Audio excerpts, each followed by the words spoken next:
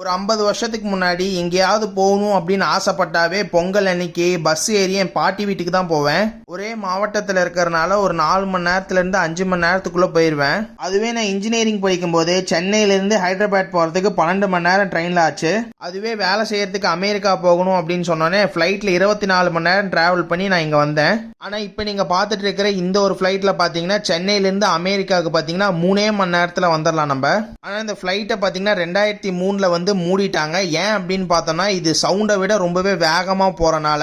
அது மட்டும் இல்லாம இந்த ஃபிளைட் போகும்போது சானிக் பூம்னு சொல்லிட்டு ஒரு பெரிய சவுண்டு கேட்கும். அப்ப இந்த ஃபிளைட் வந்தப்பே ஒரு ஃபிளைட் வந்து கிராஷ் ஆயிடுச்சுன்னு சொன்னாங்க.